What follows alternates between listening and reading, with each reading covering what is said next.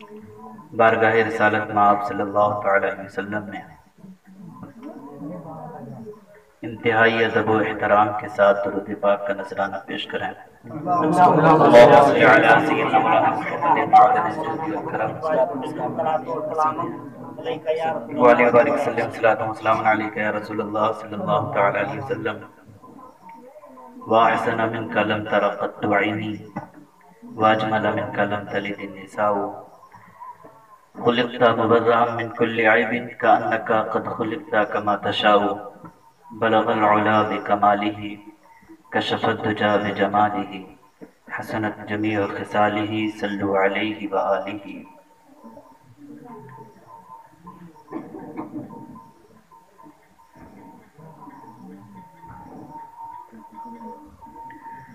سونا جنگل رات دھیری چھائی بدلی کالی ہے، سونے والوں جاگتے رہیو چوروں کی رکھوالی ہے۔ دنیا کو تو کیا جانے بس کی گانٹ ہے یہ حرابہ، صورت دیکھو ظالم کی تو کیسی بھولی بھالی ہے۔ شہر دکھائے زہر پلائے قاتل ڈائن شوہر کش، شہر دکھائے زہر پلائے قاتل ڈائن شوہر کش، اس مردار پہ کیا للچانا دنیا دیکھی بھالی ہے۔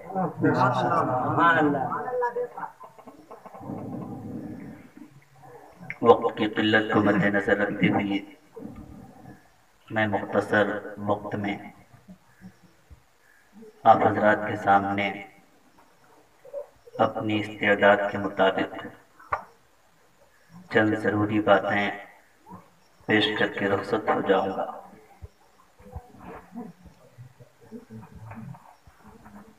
آپ حضرات جانتے ہیں کہ یہ محفل ایصال ثواب سے تعلق رکھتی ہے۔ اس کا مطلب ہے ہمارے درمیان سے کوئی ہمارا بھائی اس دنیا کو چھوڑ کر کسی اور دنیا میں چلا گیا ہے۔ کون سی دنیا؟ وہ دنیا جس کی زندگی کبھی ختم نہیں ہوتی۔ اس دنیا کی زندگی ختم ہو جاتی ہے، اس دنیا کی زندگی نہیں ختم ہوتی۔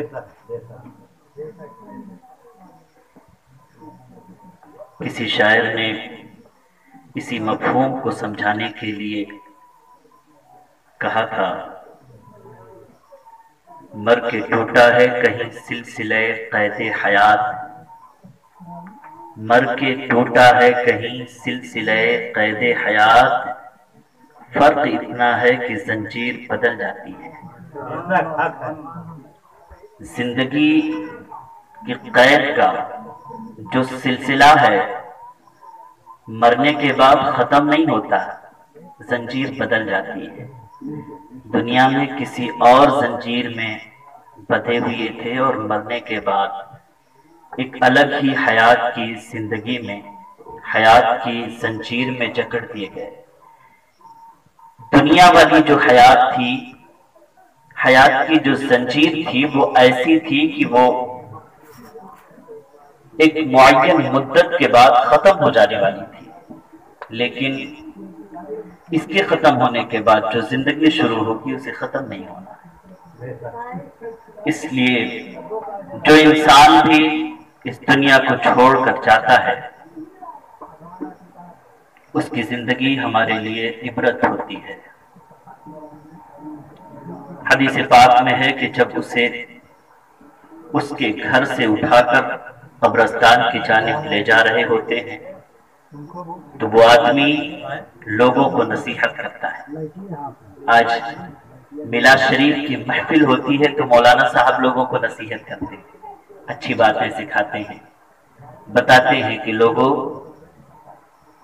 دنیا دھوکے کی جگہ ہے،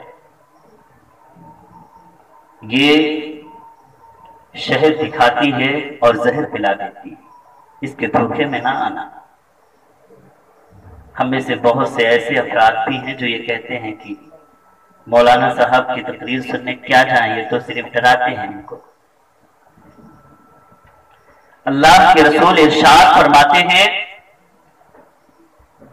کہ آدمی مرنے والا عالم ہو کہ غیر عالم ہو، پڑھا لکھا ہو کہ ان پڑھ ہو، جب اس کا جنازہ اٹھایا جاتا ہے، قبرستان کی جانب لے کر لوگ روانہ ہوتے ہیں، تو وہ میت لوگوں کی نصیحت سننے کو بھی تیار نہیں تھی۔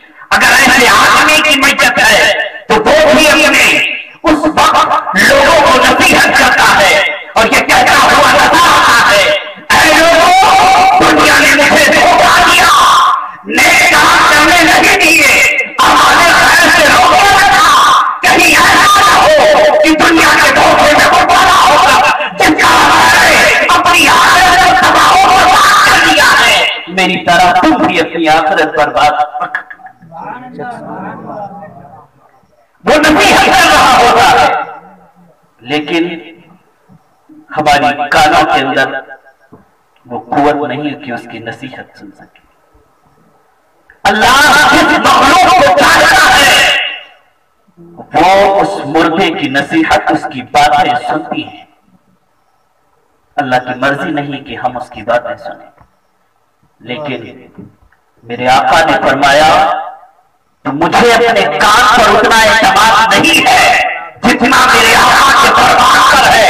میں کسی کی بات اپنے کان سے سنوں، اور صرف میں نہیں، تمام چاہنے والے ایمان کے کہتے ہیں یا رسول اللہ ہم اپنے کانوں سے کوئی بات سنیں، ممکن ہے پھر بھی ہم سننے میں خطا کر جائیں۔ اے میرے آقا، جب آپ کہہ رہے ہیں کہ مردہ جنازے کو لے کا ہوتا ہے، لوگوں کو نصیحتیں کر رہا ہوتا ہے، تو آپ کے فرمان پر اپنے کان سے زیادہ اعتماد ہے، اس لیے ہم نے مان لیا مرنے والے کو جب اٹھا کر لے جاتے ہیں لوگوں کو نصیحت کر رہا ہوتا ہے۔ تو پیارے، جب دنیا سے جانے والا ہمیں نصیحت کر رہا ہے، ہمیں چاہیے کہ ہم اس کی نصیحت قبول کریں۔ ہمارے آقا صلی اللہ تعالی علیہ وسلم نے بھی ہمیں یہی سکھایا ہے۔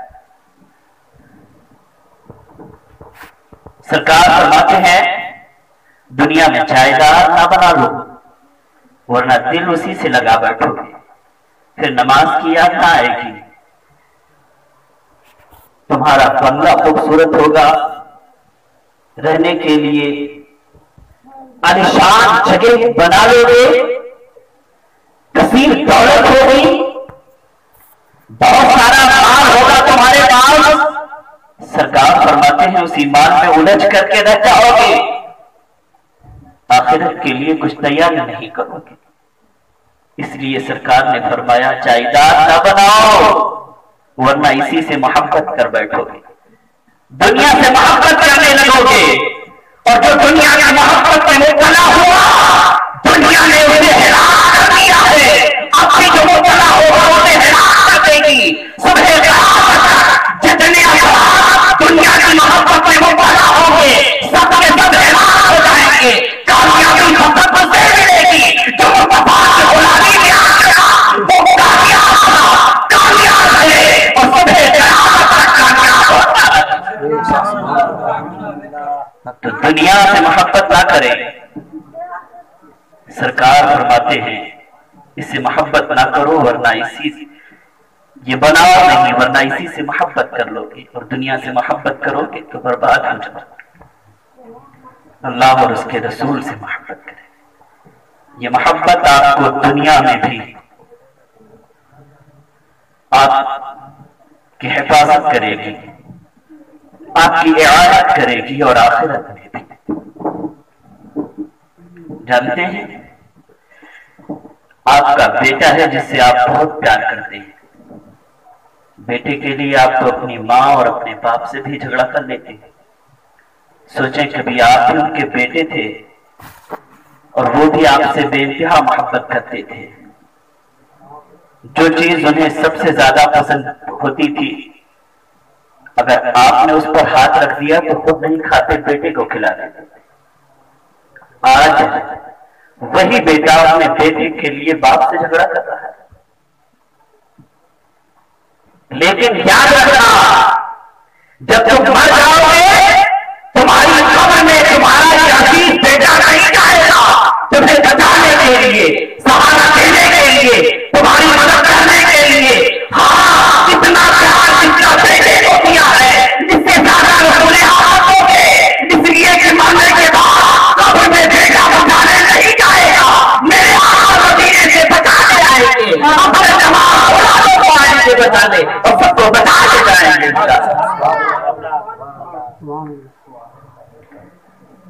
اور جس کے پاس آج دنیا میں مال کم ہوتا ہے وہ کیا سوچتا ہے؟ یہی سوچتا ہے کہ یا اللہ مجھے اور زیادہ مال دے دے. یہ دعا کرتا ہے، سوچتا ہے میرے پاس کثیر دولت ہوتی تو میں یہ کرتا، ایسے مکانات بنا لیتا، ہمارے لباس ایسے ہوتے، سواری عالیشان ہوتی، میں اس طرح کی کار میں بیٹھ کر کے گھومتا، اس طرح کی غذا کھاتا، اپنے پسند کے کھانے اور طرح طرح کے تصورات ہمارے ذہن میں آتے. اور وہیں پر جب ہم کسی کی عالیشان محل کو دیکھتے ہیں تو خیال آتا ہے کہ اللہ کا اس پر بڑا کرم ہے. دیکھو اللہ نے کتنی دولت دی، اس نے عالیشان بنگلہ بنوایا اپنے لیے، فاخرہ لباس پہنتا ہے، یہ کھانا اپنی پسند کا کھاتا ہے، جو چاہتا ہے کھاتا ہے. کتنا کرم ہے اللہ کا. اللہ نے جسے کم دولت دی ہے اسے کم دے کر آزما رہا ہے، جسے زیادہ دی ہے اسے زیادہ دے کے آزما رہا ہے. یہ مت سوچو کہ اگر آپ نے جسے دولت دی اس نے اپنے لیے حویلی بنا دی ہے، اس پر اللہ کا کرم ہے، اللہ خوش ہے، اس لیے اللہ اسے دولت دے رہا ہے. بلکہ مطلب یہ ہے کہ اگر آپ اسے دولت دے کر آزما رہا ہے اور تجھ سے دولت لے کر کے آزما رہا ہے. اور ایک بات بھی کلیئر کر دوں کہ ہم دیکھتے ہیں کہ جو اللہ کو سجدہ نہیں کرتے نا، ان کے پاس 2-2 4-4 کاریں ہوتی ہیں، کئی بنگلے ہوتے ہیں ان کے پاس، اربوں خربوں روپے ہوتے ہیں ان کے پاس. اگر یہ مان لیا جائے کہ جس کو اللہ نے دولت زیادہ دیا اللہ اس سے خوش بہت ہے، تو پھر بتاؤ جو اللہ کو اللہ ہی نہیں مانتے، جو معبود کو معبود ہی نہیں مانتے، انہیں اللہ نے اتنی دولت دی، کیا اس سے خوش ہے اللہ؟ نہیں، اللہ خوش نہیں ہے. خوش ہو کر انہیں دولت نہیں دی ہے اللہ.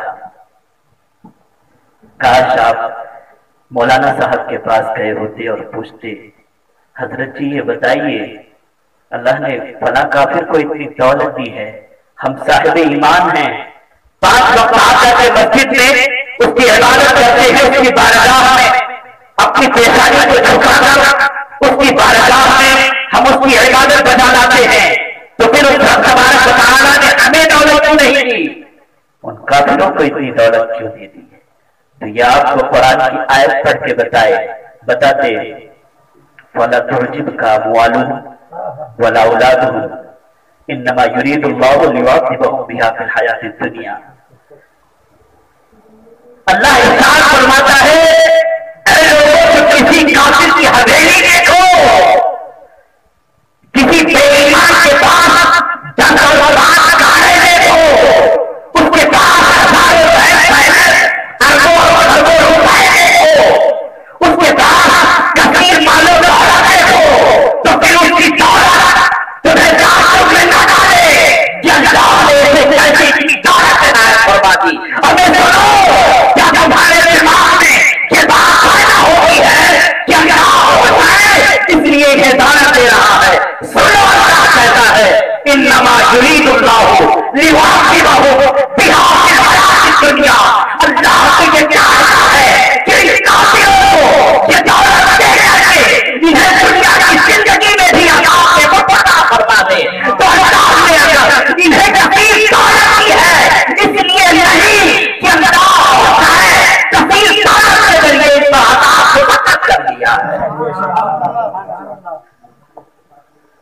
زیادہ دولت کا ہونا بھی وبال بن جاتا ہے جب دولت دار بے ایمان ہو، دولت والا بے ایمان ہو۔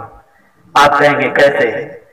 زیادہ دولت ہوگی تو بیوی بچوں کے لیے اچھے کپڑے لائے گا، اچھا مکان بنائے گا، تو پھر زیادہ دولت ہے تو عذاب کیسے؟ جی عذاب ہے اگر بے ایمان ہے تو۔ اگر بات کو فائدہ ہوتے تو اس لیے کہ صاحب ایمان کے پاس دولت زیادہ ہو تو عثمان غنی کی طرح دولت دے کر جنت خرید سکتا ہے۔ اگر صاحب مال کے پاس ایمان ہو، تقویٰ اور خدا کی دولت ہو تو ہو سکتا ہے گھر کے سارے کائنات کو رسول اعظم کی پکار پر، رسول اعظم کے اعلان پر سب سرکار کی بارگاہ میں صدیق اکبر کی طرح قربان کر کے رسول اللہ کو خوش کر دیتا ہو۔ لیکن اگر ایمان نہیں ہے، بے ایمان ہے، تو وہ دولت کہاں خرچ کرے گا؟ گناہ کے کاموں میں، حرام کاموں میں، جہنم کے کاموں میں۔ اور آپ جہنم کے جتنے کام کرتے جائیں گے عذاب بڑھتا جائے گا، جتنے گناہ کرتے جائیں گے سزا بڑھتی جائے گی۔ اللہ کے عذاب اس طرح دولت کو بنا دیا ہے ان بے ایمان لوگوں کے لیے، ان کافروں کے لیے جن کے پاس ایمان نہیں ہے، کہ ان کے کثیر دولت ہے، وہ کثیر دولت کے ذریعے حرام کام کریں گے، جہنم کے کام کریں گے۔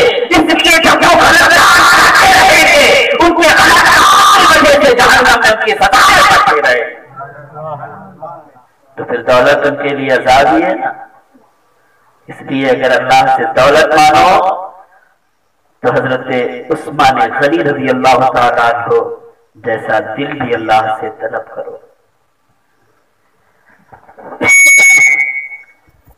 اور جانتے ہیں جس کے پاس دولت زیادہ ہوتی ہے، ایک فقیر آدمی ہو سکتا ہے شام کو ایک روٹی کھائے اور اللہ اکبر اور سبحان اللہ الحمدللہ کہہ کے سو جائے آرام سے کہ اللہ تیرا شکر ہے تو نے ایک روٹی تو دی مجھے، اگر تو یہ بھی نہیں دیتا تو۔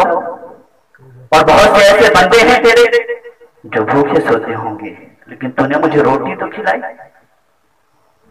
لیکن جس کے پاس کثیر دولت ہوتی ہے اس کا کیا حال ہوتا ہے جانتے ہیں؟ اللہ کے حبیب ارشاد فرماتے ہیں لو کان لابن آدم وادیان من مال لابتغى ثالثا، اگر کسی انسان کے پاس دو وادی مال ہو تو وہ تیسرے کو تلاش کرے گا۔ ایک فقیر آدمی روٹی کھا کر اللہ کا حق بجانا چاہے، لیکن جس کے پاس 4 کمرے ہیں، 10 گاڑیاں ہیں، وہ سوچتا ہے 10 گاڑیوں کے بجائے 20 ہو جائیں، 4 کمرے میں 8 کمرے بچ جائیں، تو جو یہ سوچتا رہتا ہے وہ مالدار ہے کہ وہ فقیر ہے، محتاج ہے وہ۔ اور یہ میں نہیں کہتا کہ وہ محتاج ہے، میرے آقا صلی اللہ تعالی علیہ وسلم نے خود ارشاد فرمایا، ترمذی کی حدیث پاک ہے، اللہ کے حبیب ارشاد فرماتے ہیں ان الاولین هم الاقلون، جس کے پاس دنیا میں دولت ہے وہی دنیا میں محتاج نظر آتے ہیں، اس لیے کہ ان کو پاس کتنی دولت ہے اس پر اللہ شکریہ ادا کرتے کہ مولا جتنا دیا ہے ہم نے کہ تیرا حق ہے تیرا، بلکہ وہ نہ بتا آتے ہیں اور جتنی اللہ نے انہیں دولت فرمائی اس سے زیادہ لگے ہوئے ہیں، تو کثیر دولت رکھ کر کے بھی وہ محتاج بنے ہوئے ہیں۔